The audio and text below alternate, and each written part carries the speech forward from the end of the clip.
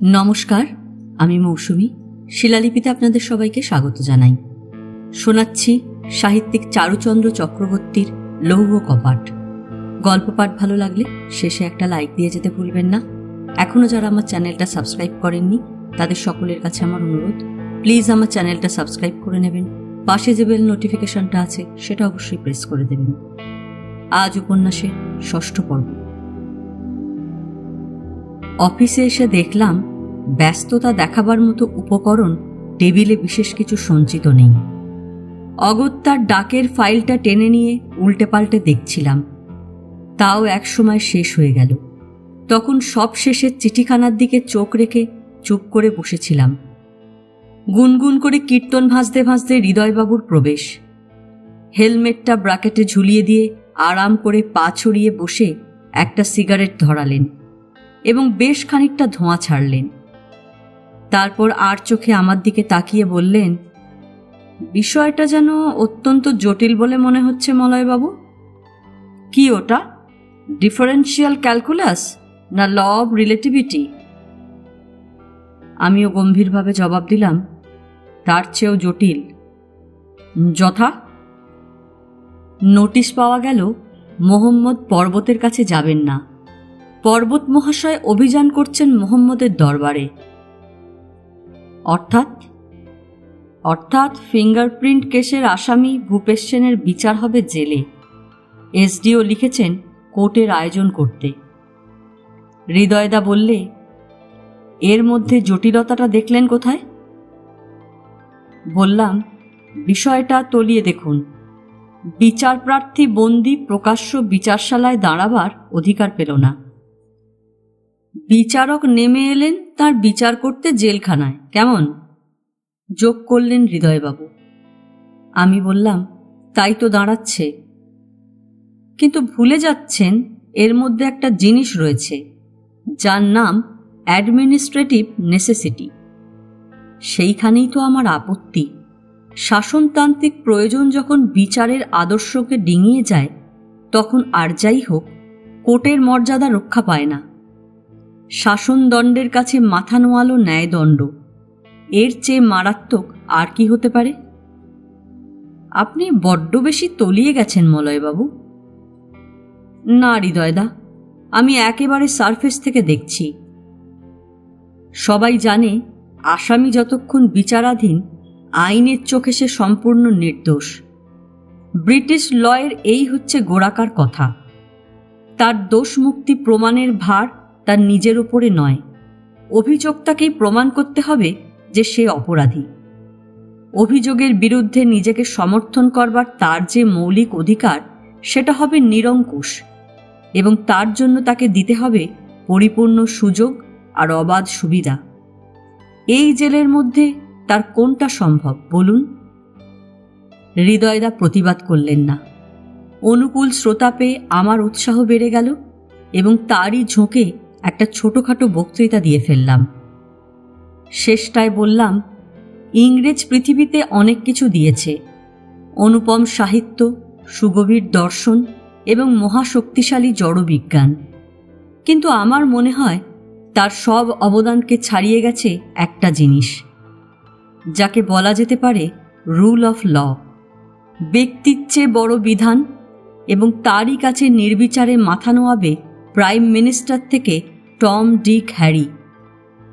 এটা হলো ব্রিটিশ জুরিসপ্রুডেন্সের প্রথম কথা।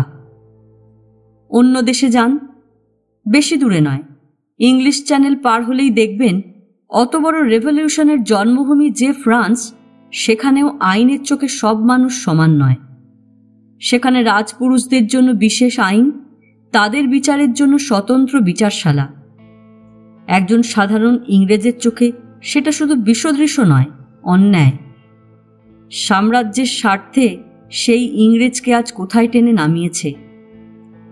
বক্তৃতার নেশায় লক্ষ্য করিনি যে হৃদয়বাবুর পদযুগল ইতিমধ্যে কখন টেবিলের তলা থেকে উপরে প্রমোশন লাভ করেছে। দেহের ভঙ্গি অর্ধশয়ন, চক্ষু মুদ্রিত এবং হস্তে অর্ধদগ্ধ সিগারেট। ঘুমুলেন নাকি হৃদয়দা? ঘুমোতে আর দিলেন কই? একদম ঝিম ধরে গেলেন যে, সারা শব্দ দিন। হৃদয়বাবু টেবিলের উপর থেকে পা নামিয়ে এবার সোজা হয়ে বসলেন। তারপর গম্ভীর মুখে বললেন, আপনার আলোচ্য বিষয় সম্বন্ধে আমার জ্ঞান এত গভীর যে কোনো রকম মন্তব্য করে বাচালতা প্রকাশ করব না। আপনার বক্তৃতা শুনে অন্য একটা কথা মনে হলো, তাই শুধু বলবো। সেটা আমার একটা থিওরি। শুনে আবার হাসবেন না তো? বললাম, যদি হাসি তবে বলতে হবে আপনার থিওরি সার্থক। পৃথিবীর বেশিরভাগ থিওরি তো কেবল চোখের জলে সৃষ্টি করে গেছে। হৃদয়বাবু এবার চারিদিকটা দেখে নিয়ে চাপা গলায় বললেন, আজ হোক কাল হোক ইংরেজকে একদিন জাল গুটিয়ে সরে পড়তেই হবে। সেদিন যদি বেঁচে থাকি পেনশন তো পাব না নিশ্চয়ই, অথচ পেটের সংস্থান তো করতে হবে। তাই ঠিক করেছি একখানা স্কুল পাঠ্য ইতিহাস লিখব। তাতে একটা অধ্যায় থাকবে ভারতে ব্রিটিশ সাম্রাজ্যের পতনের কারণ। কি কারণ? উত্তর, ইংরেজি শিক্ষার প্রচলন। ইংরেজের সঙ্গে সত্যিকারের বিশ্বাসঘাতকতা যদি কেউ করে থাকে, সে তার নিজের ভাষা। থিওরিটা মনোপুত হলো না, কি বলেন? আমতা আমতা করে বললাম, কেমন যেন বোধগম্য হচ্ছে না। হৃদয়বাবু এবার নড়ে চড়ে বসলেন। ভেবে দেখুন তো একবার, 1857 সালের পর ওদের রাজত্বের ভিত যখন পাকাপোক্ত হয়ে বসল, কত আশা করে এই ভাষাকে ওরা নিয়ে এসেছিল সেই 7 সমুদ্র 13 নদীর ওপার থেকে। উদ্দেশ্য কি? একমাত্র সাম্রাজ্য বিস্তার। ভেবেছিল এর কয়েকটা ডোজ পেটে পড়লেই নেটিভের প্রাণে রাজভক্তির বাণ ডেকে যাবে। বশংবদ কেরানি সরবরাহের অভাব হবে না কোনোদিন। সেদিকে ওরা ভুল করেনি। কিন্তু কি জানি কোথায় ছিল একটুখানি হিসেবের গোল। তাই ইংরেজি স্কুলের কারখানা থেকে কাতারে কাতারে কেরানি যেমন তৈরি হলো, তার সঙ্গে বেরোলো আর এক রকম জীব। আপনাদের ইকোনমিক্সের ভাষায় যাকে বলে বাই প্রোডাক্ট। অর্থাৎ কয়লার খনি থেকে যেমন বেরিয়ে আসে 2-4খানা কমল হিরে, এদের চেহারা একেবারে আলাদা। ডোজ মাপা বিদ্যার বরাদ্দটুকু পান করেই তারা ক্ষান্ত হল না। নিঃশেষে শুষে নিল পশ্চিম দিগন্তের বিপুল জ্ঞান ভাণ্ডার এবং তারই জেরে মোক্ষম আঘাত দিল সাম্রাজ্যের বুকের উপর। এদের চিনতে পারছেন নিশ্চয়ই? এরাই হচ্ছে আপনাদের গোখলে, গান্ধী, সুভাষ, প্যাটেল, চিত্তরঞ্জন, জওহরলালের দল। কেরানি ফ্যাক্টরির মারাত্মক বাই প্রোডাক্ট, ইংরেজি পণ্ডিতের গুরুমারা চেলা। টোল বা মক্তব থেকে এদের জন্ম হতো না কোনোদিন। শুধু কি এরাই? বলে চললেন হৃদয়বাবু। আমার মনে হচ্ছে ফ্যাক্টরি থেকে আসল মাল আর বেরোচ্ছে না। আজকাল যা কিছু আসছে সবই ওই বাই প্রোডাক্ট। তফাৎ শুধু প্যাকিং মোড়কটার। কোনোটা খদ্দর, কোনোটা আবার খাকি। বলে তিনি চোখের কোণ দিয়ে আমার দিকে একটু বিশেষভাবে তাকালেন। তারপর বললেন, আপনি আফসোস করছিলেন না? সেই ইংরেজ আজ কোথায় এসে দাঁড়িয়েছে। আফসোস আমারও হয়, তবে সেটা অন্য কারণে। কি ওরা চাইল আর কি ঘটল? লোকে শিব গড়তে বাঁদর গড়ে, ওরা বাঁদর গড়তে শিব গড়ে ফেলল। বানাতে গেল আরও গোটা কয়েক হৃদয় সামন্ত। কপাল দোষে সেগুলো হয়ে গেল মলয় চৌধুরী। হৃদয়দার নিজের রসিকতায় নিজেই হো হো করে হেসে উঠলেন। খোদাবক্স, মোয়াজ্জেম হোসেন আরও কে কে তখন ঘরে ঢুকছে। কি খবর হৃদয়দা, বড্ড ফুর্তি যে আজ? আরে ভাই বলো কেন, এত কষ্ট করে একখানা নতুন গান লিখলাম, তা মলয়বাবুর মোটেই পছন্দ হলো না। মুখখানা কিরকম তোলো হাঁড়ি করে বসে আছেন দেখো। মোয়াজ্জেম হোসেন বললেন, কি গান লিখলেন আমরা একটু শুনতে পাই নে? হৃদয়বাবু চাপা গলায় কীর্তনের সুরে গাইলেন, প্রভাতে উঠিয়া হুঁকা হাতে নিয়া কানু কহিলেন, রাই গো তোমার মালসাতে কি আগুন আছে? একটা হাসির রোল উঠল। কোট বসল সুপারের ঘরে। হাকিম সদ্য আমদানি ব্রিটিশ সিভিলিয়ান, বেশভূষায় চেষ্টাকৃত তাচ্ছিল্যের লক্ষণ সুস্পষ্ট। পাইপ সংযোগে দুর্বোধ্য ভাষাকে অধিকতর দুর্বোধ্য করবার যে মনিবসুলভ প্রচেষ্টা, তাতে এখনো পুরোপুরি দক্ষ হয়ে ওঠেনি।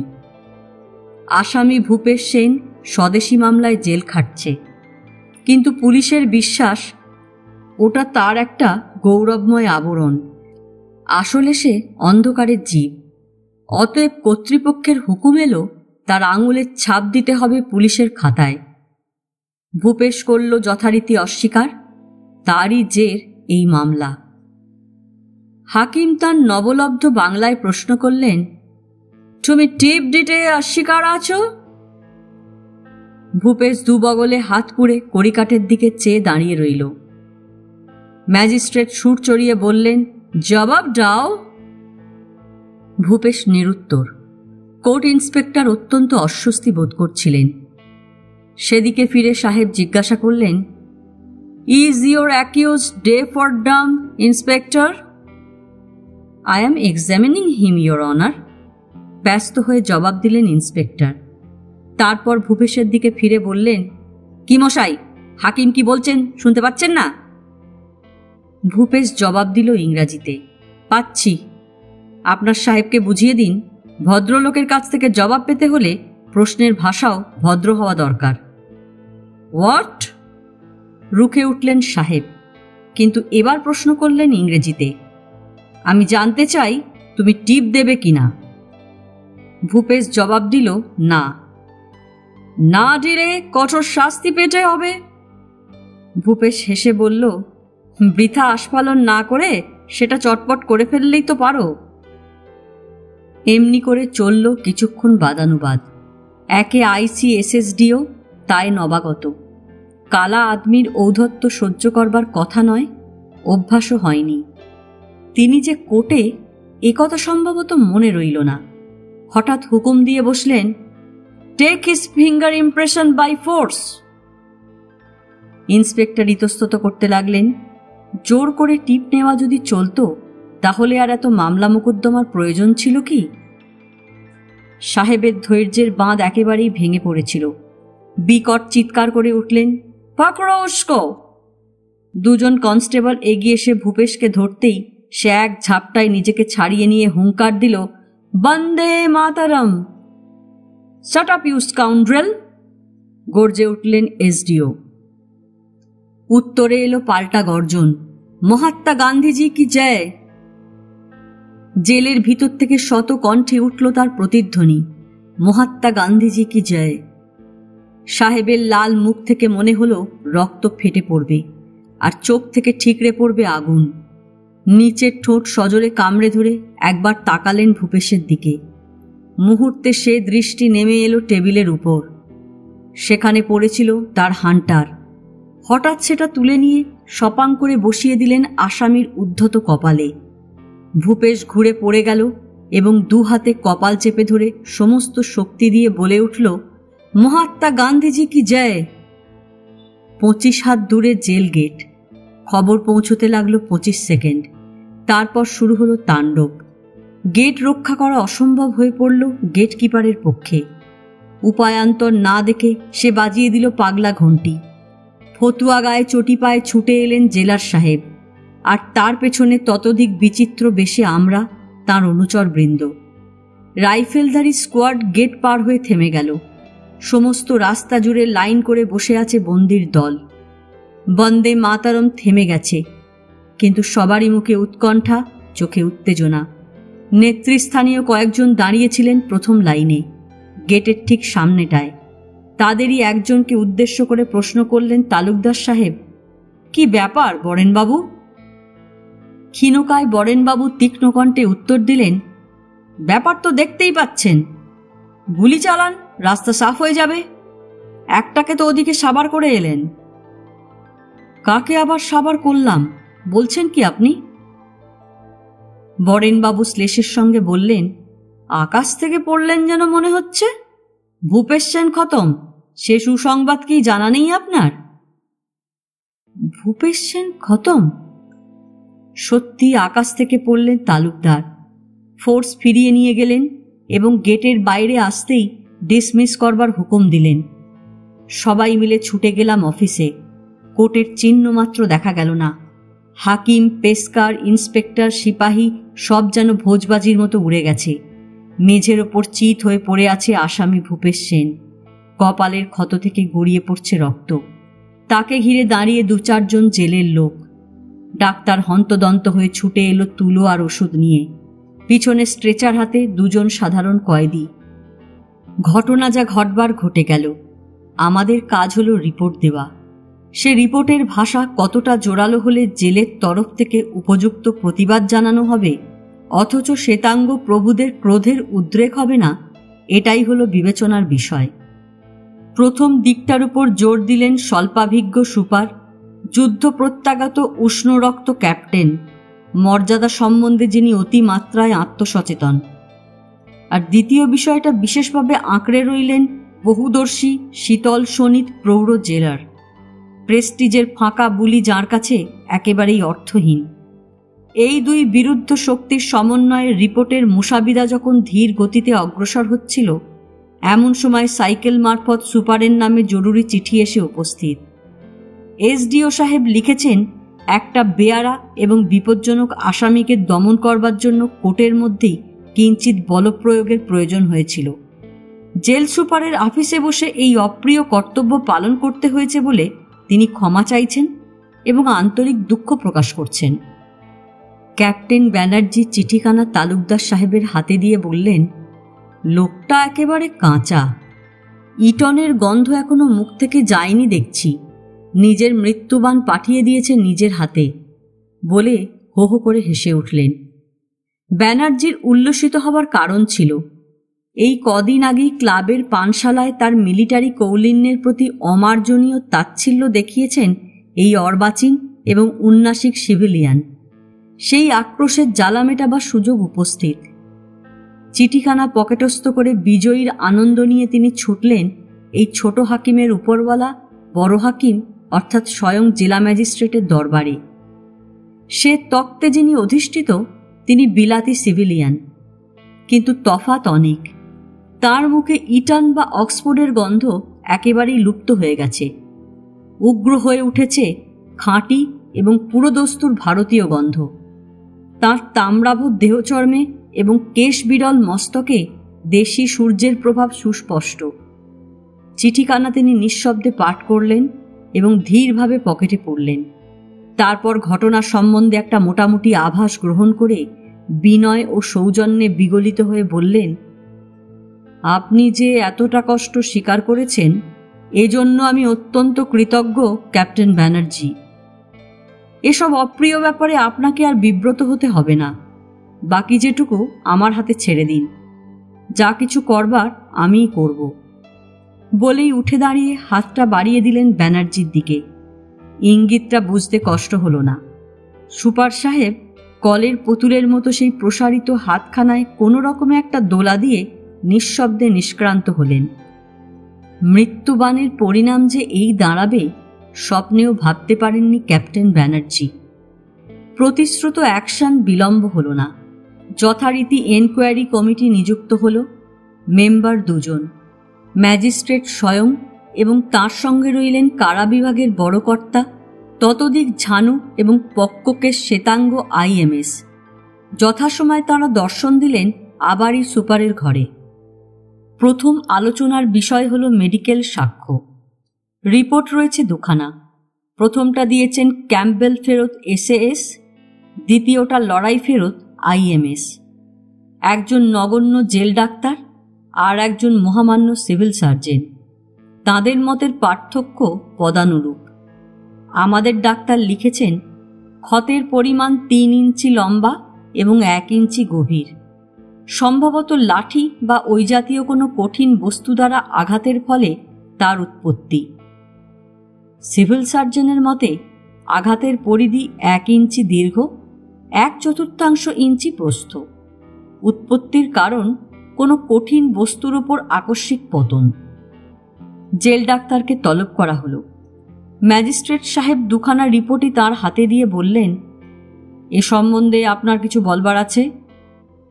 ডাক্তার বললেন, নো স্যার। ম্যাজিস্ট্রেট দ্বিতীয় প্রশ্ন করলেন, রিপোর্ট দেখে মনে হচ্ছে আপনি ক্ষত পরীক্ষা করেছিলেন 24 তারিখে আর সিভিল সার্জন করেছেন 25 তারিখে। একদিনের ব্যবধানে কোনো আঘাতের এতখানি উন্নতি হতে পারে বলে আপনি মনে করেন? ডাক্তার জানালেন, এ বিষয়ে তাঁর কিছুই বলবার নেই। ইন্সপেক্টর জেনারেল বলবেন, আপনার রিপোর্ট থেকে এই সিদ্ধান্ত আমাদের করতে হচ্ছে যে হয় আপনার সাধারণ জ্ঞানের অভাব, নয়তো আপনি সরকার বিরোধী কোনো প্রভাবের অধীনে পরিচালিত হয়েছিলেন। ডাক্তার বললেন, সে সম্বন্ধে তাঁর কোনো বক্তব্য নেই। আমাদের আপিসে দুজন কেরানি ছিল ঘটনার প্রত্যক্ষদর্শী। সুপারের আদেশে তাদের একটা জবানবন্দি নেওয়া হয়েছিল এবং সে কাজটা পড়েছিল আমার উপর। অত্যন্ত জোরের সঙ্গে তারা প্রকৃত ঘটনা প্রকাশ করেছিল, সুতরাং বিবৃতির ভাষাটাও ছিল অনুরূপ জোরালো।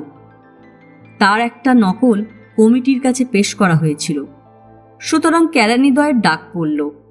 ম্যাজিস্ট্রেট প্রশ্ন করলেন, আপনারা কতদূর লেখাপড়া করেছেন? একজন বলল, সে ম্যাট্রিক পাশ করে আইএ পর্যন্ত পড়েছে, আর একজন জানালো সে আইএসসি পাশ করেছে। তাহলে আমরা ধরে নিতে পারি এ বিবৃতি আপনাদের নয়? আগে ওটা আমাদেরই স্টেটমেন্ট। ম্যাজিস্ট্রেট বিস্ময়ের সুরে বললেন, এরকম ইংরেজি আপনারা বলতে বা লিখতে পারেন? তারা জানালো, আমরা বাংলায় বলেছি, ডেপুটি জেলার মলয়বাবু সেটা ইংরেজিতে তর্জমা করে লিখেছেন। ম্যাজিস্ট্রেট আশ্বস্ত হয়ে বললেন, ও তাই বলুন। মলয়বাবু ঠিকমতো তর্জমা করলেন কিনা সেটা অবশ্যই আপনাদের জানবার কথা নয়। কেরানিদ্বয় নিরুত্তর। সকলের শেষে এলেন কোর্ট ইন্সপেক্টর। আসামির আকৃতি এবং প্রকৃতি সম্বন্ধে একটা ভয়াবহ বর্ণনা দিয়ে বললেন, কেস সম্পর্কে হাকিমের সঙ্গে আসামির 2-4টে কথা কাটাকাটি হচ্ছিল। হঠাৎ লোকটা আস্তিন গুটিয়ে ঝাঁপিয়ে পড়ল এসডিও সাহেবের উপর। আমরা তখনও এগিয়ে যেতে পারিনি। হাকিম উঠে দাঁড়িয়ে দুহাত দিয়ে এমনি করে ঠেকাতে গেলেন। তার হাতে লেগে আসামি ছিটকে পড়ল ওই ধারে। ওখানে ছিল একটা টেবিল, বোধ হচ্ছে ওই টেবিলটাই হবে। ওরই কোণে লেগে একটুখানি কেটে গেল কপালেরই ডান দিকটায়। কমিটির মেম্বারদ্বয় পরস্পরের দিকে তাকালেন। উভয়ের মুখেই ফুটে উঠল একটা নিশ্চিন্ত তৃপ্তির ভাব। মনে হলো এতক্ষণ তারা অন্ধকারে হাতড়ে বেড়াচ্ছিলেন, ইন্সপেক্টর তাদের আলোকের সন্ধান দিয়ে রক্ষা করলেন। কমিটির রায় আপাতত মুলতবি রইল, কিন্তু তাদের আসন্ন সিদ্ধান্ত সম্বন্ধে আমাদের কারোরই কোনো সন্দেহ রইল না। সাহেবরা চলে গেলে ইন্সপেক্টরও যাবার আয়োজন করছিলেন। জেলার সাহেব ডেকে বললেন, এত তাড়া কিসের? আসুন না, একটু চা খাওয়া যাক। ছোকরাদের মধ্যে কে একজন বলল, হ্যাঁ, বড্ড পরিশ্রম গেল আপনার, গলাটা একটু ভিজিয়ে নিন স্যার।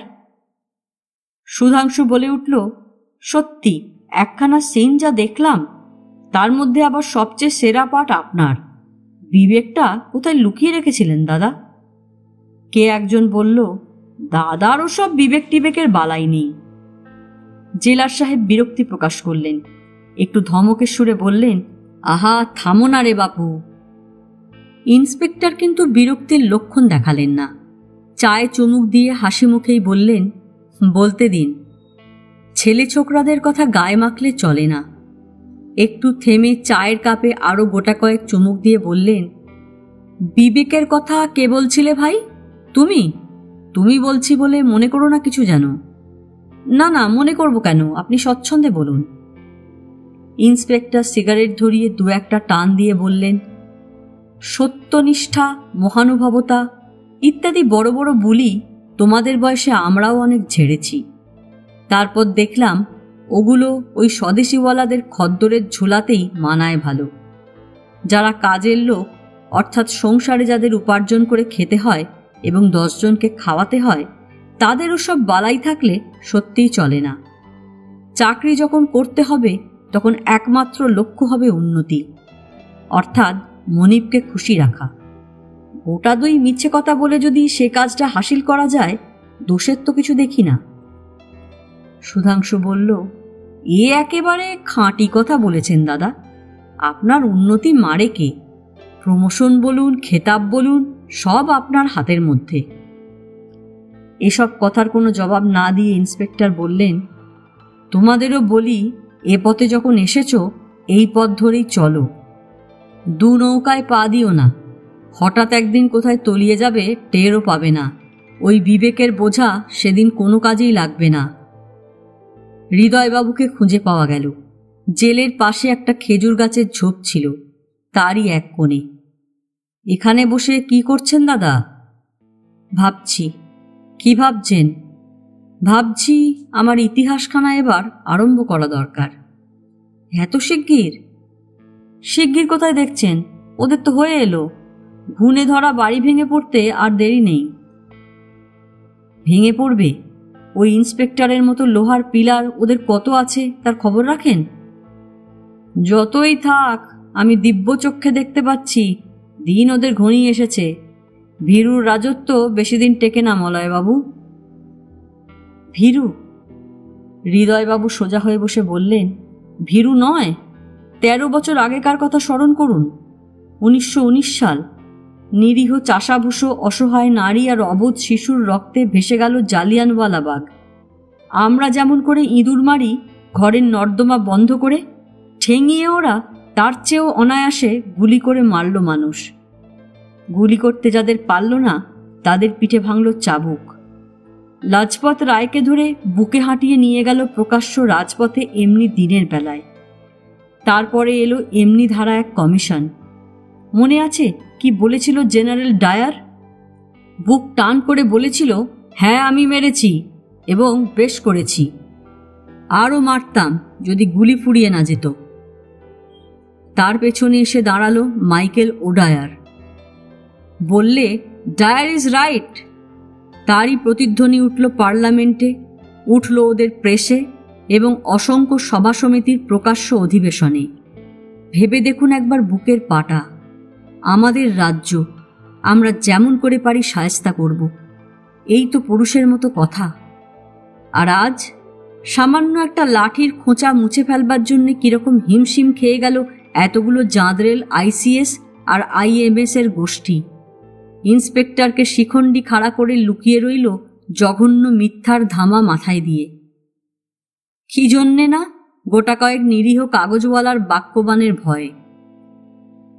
হৃদয়বাবুর কণ্ঠে এই ঝাঁঝ এবং তার সদা পরিহাসদীপ্ত মুখে এইরকম তীব্র ঘৃণার কুঞ্চন কোনোদিন দেখিনি। নিঃশব্দে তাকিয়ে রইলাম। উনি তেমনি তিক্ত কণ্ঠে বললেন, জানেন মশাই, ইংল্যান্ডের প্রধানমন্ত্রী একদিন দম্ভভরে এদেরই নাম দিয়েছিলেন স্টিল ফ্রেম। সে স্টিলের আর জোর নেই, তার আগাগোড়া মরচে ধরে গেছে। অত বড় যাত্রার গোটা মেরুদণ্ডটাই বেঁকে গেছে। রাজদণ্ড বইবার শক্তি আর নেই। তাই তো বলছিলাম, এবার আমার বই শুরু না করবার আর কারণ দেখি না। হ্যাঁ, আপনাকে একটা কাজ করতে হবে। কি কাজ বলুন? হৃদয়দা অনুনয়ের সুরে বললেন, আপনার জানাশোনা হোমরা চোমরা ব্যক্তি 2-4 জন নিশ্চয়ই আছেন বিশ্ববিদ্যালয়ের ওপরতলায়। একটু তদবির করবেন ভাই, বইখানা যেন আমার উতরে যায়। বৈষ্ণব তীর্থযাত্রীর চরম লক্ষ্য যেমন শ্রীবৃন্দাবন, আমাদের অর্থাৎ কারাসেবক যাত্রীর পরম তীর্থ তেমনি central jail.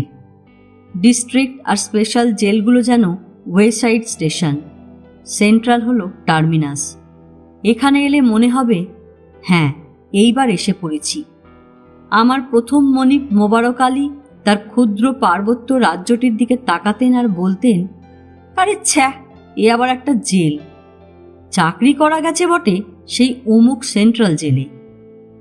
Colonel Macpherson superintendent, Ganapati Sanyal jailer, সেসব দিন ইত্যাদি। বলতে বলতে চোখ দুটো তার সজল হয়ে উঠত। মুখের ওপর দীপ্ত আলো ফুটিয়ে তুলত সেই কোটি গৌরবময় দিন। আলী সাহেবের জীবনে যারা এনেছিল পরম লগন। কোনো দুর্বল মুহূর্তে একদিন তিনি আমাদের কাছে ব্যক্ত করেছিলেন তাঁর জীবনের চরম আকাঙ্ক্ষা। রাজত্ব নয়, মন্ত্রিত্ব নয়, জমিদারি জায়গিরদারিও নয়, কোনো একটা সেন্ট্রাল জেলে জেলারের উচ্চাসন। কিন্তু হায়, এ আশা তার জীবনে পূর্ণ হয়নি। থাক সে কথা। স্বদেশী স্পেশাল থেকে সেন্ট্রালে যেদিন প্রথম এলাম, মনে হলো দীনেশ পণ্ডিতের গ্রাম্য পাঠশালা থেকে আর একবার শহরের মিশনারি স্কুলে পড়তে এসেছি। এলোপাথারি হট্টগোলের এলাকা শেষ হলো। ঢুকলাম এসে সুশৃঙ্খল এবং সুসংবদ্ধ নিয়মের রাজ্য সীমায়। দুধারে সুবিন্যস্ত পুকুর, বাগান, ফুলের কেয়ারি। এখানকার যারা অধিবাসী তাদের পোশাক অভিন্ন। জাঙ্গিয়া, কুর্তা, কোমরে গামছা, মাথায় টুপি। তারা ফাইলে চলে, ফাইলে বসে, ফাইলে খায় এবং ফাইলে করে ঘুমোয়। এদের দৈনন্দিন জীবন কতকগুলো প্যারেডের সমাহার। Latrine parade, bathing parade, feeding parade, washing parade, আরও কত কি প্যারেড। সুদক্ষ সেনানায়কের মতো এই প্যারেডগুলো চালনা করে যেসব কয়েদি প্রধান, তাদের নাম মেট। তাদের পরনে কুর্তার বদলে কোট, কোমরে চাপরাশ, পায়ে স্যান্ডেল। এই মেট গোষ্ঠীই হচ্ছে কারা শাসনের স্টিল ফ্রেম, যার উপর দাঁড়িয়ে আছে বৃহৎ বৃহৎ জেলের ডিসিপ্লিন। আহারে বিহারে, কর্মে এবং দুষ্কর্মে সাধারণ কয়েদির জীবনযাত্রা এই মেট রাজতন্ত্রের দ্বারা নিয়ন্ত্রিত। তারা মেটের ডাকে ঘুমিয়ে পড়ে, মেটের ডাকে জাগে। সেন্ট্রাল জেলের রাষ্ট্রতন্ত্রের সুপারের যে সভারেনিটি, তা পূর্ণাধিপত্য। সেটা হচ্ছে ডি জুরি। ডি ফ্যাক্টো অধীশ্বর যিনি, তার নাম চিফ হেড ওয়ার্ডার বা বড় জমাদার। মেট রাজতন্ত্রের তিনি কর্ণধার এবং তারই হাতে আসল শাসনদণ্ড। সুপারের হাতে যে শাসন, সেটা হচ্ছে রুল অফ ল, আর চিফের হাতে যে শাসন, তার নাম রুল অফ অ। প্রথমটার চেয়ে দ্বিতীয়টা অনেক বেশি কার্যকর। সে বিষয়ে অভিজ্ঞ মুরব্বী মহলে দ্বিমত নেই। লাঠিছড় মাহাত্ম্য কতখানি জীবন্ত এইখানে এসেই প্রথম প্রত্যক্ষ করলাম, এবং সেই সঙ্গে উপলব্ধি করলাম বঙ্কিমচন্দ্র যে লাঠি প্রশস্তি গেয়ে গেছেন, এ যুগেও তার মধ্যে কিছুমাত্র অত্যুক্তি পাওয়া যাবে না। কারা রাজ্যের প্রধান বিভাগ দুটি, জেনারেল ডিপার্টমেন্ট বা সাধারণ বিভাগ, আর ম্যানুফ্যাকচারি ডিপার্টমেন্ট বা উৎপাদন বিভাগ। প্রথমটির ওপর ন্যস্ত রয়েছে তার শাসক মণ্ডলীর পরিবহন এবং শাসিত বাহিনীর পরিচালন, তাদের খাদ্য, বস্ত্র, স্বাস্থ্য, স্বাচ্ছন্দ্য এবং ডিসিপ্লিন। দ্বিতীয়টিতে জড়িত রয়েছে শিল্প, বাণিজ্য এবং কর্মসংস্থান। সেন্ট্রাল জেলগুলো শুধু জেল নয়, ছোটোখাটো শিল্পকেন্দ্র, নানা শিল্পের মিলন ক্ষেত্র। ঘানি, তাঁত, শতরঞ্চি, দর্জিশালা, বাঁশ, বেত, কাঠ এবং লোহালক্করের জড়াজড়ি। এখানে টাটানগরের সঙ্গে মিলিত হয়েছে আমেদাবাদ, বউবাজারের সঙ্গে খিদিরপুর। এছাড়া জেল প্রাচীরকে বেষ্টন করে রয়েছে তার বিস্তৃত সবজি ক্ষেত। সব ঘুরে ঘুরে দেখলাম। ফোরম্যান পরিতোষবাবু খুঁটিনাটি বুঝিয়ে দিলেন। গর্বের সঙ্গে বললেন, সব তার নিজের হাতে গড়া। কিন্তু কি লাভ ভূতের বেগার খেটে? ডেপুটি সুপার হবার পথ খোলা নেই কোনো কালা আদমির। ওটা শ্বেত চর্মের বিশেষ অধিকার। মগজের বর্ণ তার যাই হোক।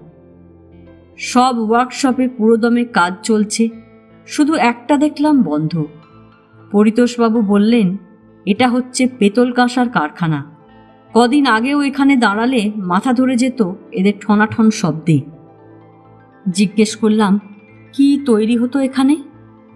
পরিতোষবাবু বললেন, বেশিরভাগ ঘণ্টা, ছোট বড় নানান রকমের গং। জেলে জেলে যেসব ঘণ্টা দেখেন, সব আমাদের তৈরি। শুধু জেল কেন, স্কুল, কলেজ, থানা, কাছারি, চার্চ এবং আরও কত জায়গা থেকে অর্ডার পাই আমরা। আপনার কলেজে যে ঘণ্টাটা বাজত, হয়তো সেটা আমরাই পাঠিয়েছিলাম একদিন। তা হবে, বোধহয় সেই ঘণ্টার টানেই এখানে এসে পড়েছি। পরিতোষবাবু হেসে উঠলেন। বললাম, কাজ বন্ধ কেন? অর্ডার নেই বুঝি? অর্ডার আছে বই কি, কিন্তু যোগেন নেই। যোগেনকে? যোগেন ছিল এখানকার ইন্সট্রাক্টর, জেলে যাকে বলে ইস্পিনদার। সে বেটা খালাস হয়েছে এই মাসখানেক। ওরকম পাকা কারিগর আর পাচ্ছি নে। তাই তো হাঁদাটাকে বললাম, অর্ডারগুলো ফেরত দাও, আর একটা সার্কুলার করে দাও যে ঘন্টা তো আমরা দিতে পারবো না। ও কি বলে জানেন? বললে, হোয়াই, লেট যোগেন কাম। শুনুন কথা, যোগেন আসুক। আরে যোগেন যদি আর চুরি না করে, তার যদি জেল না হয়, আমরা জোর করে ধরে আনবো তাকে? ওই হাঁদা ব্যক্তিটি যে শ্বেতচর্ম ডেপুটি সুপার, সে কথা বুঝতে অসুবিধা হলো না। আরও কিছুদিন গেল। পেটা ঘন্টার অর্ডার জমে উঠল। 2-4টে তাগিদও আসতে শুরু করল। ডেপুটি সুপার বিব্রত বোধ করলেন। যোগেনের দোস্ত ছিল মহিউদ্দিন, তাঁতে কাজ করে। তাকে ডেকে পাঠানো হলো। সাহেব জিজ্ঞেস করলেন, যোগেনের কি হলো? সে আসছে না যে? মহিউদ্দিন বলল, সে আমি বাহান না গেলে কেমন করে বলবো হুজুর। তোমার আর কতদিন বাকি আছে? 21 রোজ সাব। টিকিট লে আও। মহিউদ্দিনের টিকিট আনা হলো। ডেপুটি সুপার উৎকৃষ্ট কাজের পুরস্কার স্বরূপ তার 20 দিন স্পেশাল রেমিশন বা বিশেষ ধরনের জেল মুকুব সুপারিশ করলেন। সুপারের মঞ্জুরি এসে গেল 8 ঘন্টার মধ্যে। মহিউদ্দিন পরদিনই খালাস হয়ে গেল। দিন 7 পরে যোগেন এসে সেলাম করে দাঁড়ালো সাহেবের অফিসে। পকেট কাটার অপরাধে 2.5 বছর জেল। এইবার নিয়ে 8 বার হলো তার শুভাগমন। সাহেব দেরাজ থেকে পেটা ঘন্টার অর্ডারগুলো বের করে তার হাতে দিয়ে বললেন, তুমি বহুত বদমাশ আছে যোগেন কর্মকার, ইতনা দেরি কাহে হুয়া? যোগেন জবাব দিল না, মুচকি হাসল শুধু একবার। পরদিন সকাল থেকেই ঘণ্টাওয়ালাদের ঠনাঠন শব্দে যথারীতি মাথা ধরা শুরু হলো পরিতোষবাবুর। যোগেন দুটো একটা নয়, বছরের পর বছর ধরে শত শত যোগেন এমনি ঘুরে ঘুরে আসে, ধরা দেয় এই লৌহ তরুণের বাহুবন্ধনে। সূর্যের চারিদিকে যেমন করে ঘোরে গ্রহ আর উপগ্রহের দল। কি প্রচণ্ড আকর্ষণ! সারা জীবনেও এ পরিক্রমার বিরাম নেই। 5 বার 10 বার তো হামেশাই আসছে যাচ্ছে। 42 বার জেল খেটেছে এমন এক মহাপুরুষের সাক্ষাৎ পেয়েছিলাম এই সেন্ট্রাল জেলের হাসপাতালে। প্রথম যেদিন আসে তার বয়স ছিল 10। 84 বছর বয়সে এইখানেই পড়ল তার শেষ নিঃশ্বাস। এদের অনেককেই দেখলাম, ভদ্র, বুদ্ধিমান, চটপটে, কাজের লোক এবং এমন সব কারিগরি বিদ্যায় পারদর্শী যার কোনো একটি অবলম্বন করে স্বচ্ছন্দ জীবনযাত্রার অভাব হবে না জেলের বাইরে কোনো জায়গায়। কিন্তু সে পথে এরা যায় না। জেলের ডাক এদের কাছে দুর্নিবার। রোজই এদের কেউ না কেউ খালাস পাচ্ছে। মাতব্বর গোছের একজনকে একদিন পাকড়াও করা গেল। অফিস থেকে বাড়ি ডেকে নিয়ে বললাম, কেউ কোথাও নেই, একটা সত্য কথা বলবি? মহেশ দাঁতে জিভ কেটে আমার পায়ের ধুলো নিয়ে বললে, বিকেলাসি হই আর যাই হই, হুজুরের কাছে কি মিথ্যে কথা বলতে পারি? জেলে আসিস কেন? মহেশ অসংকোচে জবাব দিল, ইচ্ছে করে কি আর আসি বাবু? 10 বার পকেট মারতে গেলে হঠাৎ ধরাও পড়তে হলো 2-1 বার। হাত সাফাইয়ের কাজ, সবগুলো কি আর উতরে যায়? পকেট মারিস কেন? শূন্য কথা, পকেট না মারলে খাবো কি? কেন, দেশের লোক কত তাঁতের কাজ করে খাচ্ছে, তোর মতো একটা পাকা তাঁতির কাজ জুটবে না? মহেশ হেসে বলল, আপনি ভুলে যাচ্ছেন হুজুর, পুরনো চোর আমি। আমার মতো লোককে কাজ দেবে কে? আপনি বলবেন ব্যবসা কর, কিন্তু ব্যবসার গোড়ার কথা হলো বিশ্বাস। পুরনো চোরকে বিশ্বাস করে কেউ? পুঁজি নেই, ধারে মাল পাবো না, তৈরি জিনিস বিক্রি করতে গেলে লোকে বলবে চোরাই মাল, ধরে নিয়ে যাবে থানায়, তারপর ঘুরে ফিরে আবার সেই জেল। বললাম, কোনো মিলে গিয়ে চাকরি কর। চাকরি দেবে কেন? চাকরি দূরের কথা, ভদ্রলোকের পাড়ায় একটু আশ্রয় পাবারও উপায় নেই আমাদের। গেরস্তের রাত্রিরে ঘুম হবে না। ভলান্টিয়াররা পালা করে পাহারা দেবে।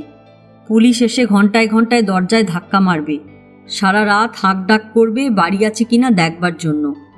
তারপর যদি কাছাকাছি কোথাও একটা চুরি ডাকাতি কিছু হলো, প্রথম দড়ি পড়বে আমারই হাতে।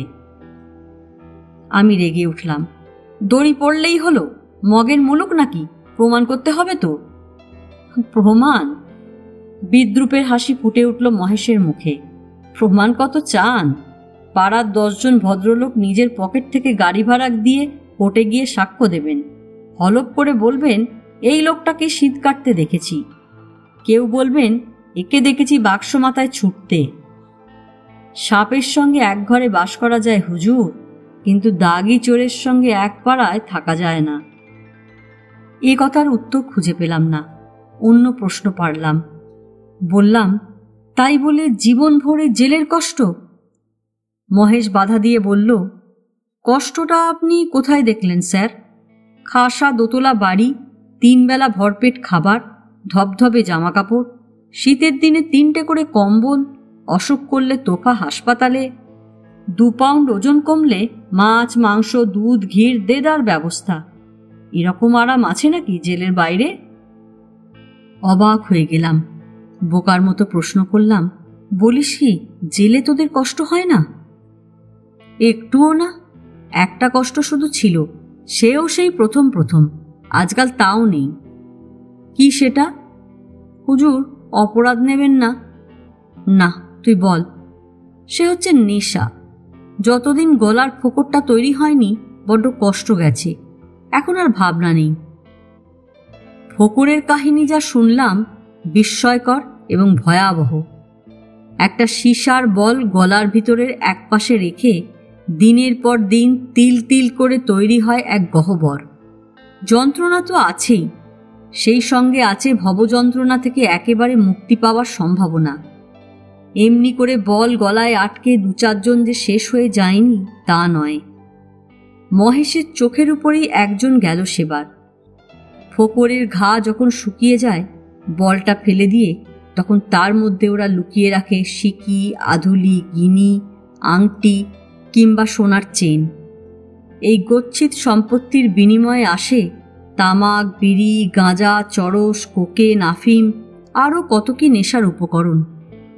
সে উপকরণ যারা যোগায়, আইনের কেতাবে তাদের কর্তব্য নির্দিষ্ট আছে এইসব নিষিদ্ধ বস্তুর প্রবেশ রোধ করা। বলা বাহুল্য, তাদের কর্তব্যহানির দোষ শুধরে যায় উপযুক্ত কাঞ্চন মূল্যে, এবং সে ভার বহন করে ওই ফোকর গচ্ছিত ধনের একটা মোটা অংশ। মহেশ আমার কৌতূহল বুঝতে পেরে তার ফোকর থেকে উগড়ে বের করল একটা গিনি। তারপর সেটাকে আবার স্বস্থানে পাঠিয়ে দিয়ে আরও অনেক সুখ দুঃখের কথা বলে বিদায় নিয়ে গেল। কথায় কথায় তাকে জিজ্ঞাসা করেছিলাম, সারা জীবন জেলে কাটিয়ে দিচ্ছিস, বউ ছেলে মেয়ের জন্য মনটা কাঁদে না? ইচ্ছে হয় না অন্য 10 জনের মতো তাদের নিয়ে ঘর সংসার করতে? মহেশ বলেছিল, বউ ছেলে থাকলে তো মন কাঁদবে, ওসব ঝঞ্ঝাট আমাদের প্রায় কারুরই নেই। বিস্মিত হয়ে বলেছিলাম, সে কি, এত যে মেয়ে ছেলে আসে তোদের সঙ্গে দেখা করতে, দরখাস্তে লেখে অমুক আমার স্বামী, অমুক আমার স্বামীর ভাই। মহেশ এসে বলল, স্বামী টামি না বললে আপনারা দেখা করতে দেবেন কেন? আসলে বউ নয় কোনোটাই। একটু থেমে অনেকটা যেন আপন মনে বলেছিল, নাই বা হলো বউ, এরাই আমাদের অসময়ের বন্ধু। রোগে শোকে আপদে বিপদে এরা না টানলে আমাদের উপায় ছিল না। সেবার বসন্ত হলো ওই রামদিন কাহারে, কি সেবাটাই না করলে বিমলি, লুকিয়ে রাখলো নিজের ঘরে। কর্পোরেশনের লোক পাছে টের পেয়ে নিয়ে যায় হাসপাতালে। ওরই জন্য রামদিন বেঁচে গেল। তারপর পড়ল ও নিজে। রামদিনটা হাসপাতালে খবর দিয়ে এলো। অ্যাম্বুলেন্স দেখে কি কান্না বিমলির। কাঁদে আর বলে, আর বাঁচব না মহেশদা। নেহাত পরমায়ুর জোর ছিল মেয়েটার, প্রাণে মরল না, কিন্তু চোখ দুটো গেল। এখন রাস্তায় রাস্তায় ভিক্ষা করে। মেয়েগুলো সত্যি বড় ভালো হুজুর। আজ এ পর্যন্তই। উপন্যাসের 7ম পর্ব নিয়ে অন্যদিন আসব। গল্প পাঠ ভালো লাগলে লাইক, শেয়ার, কমেন্টস করতে ভুলবেন না। আজকের মতো নমস্কার।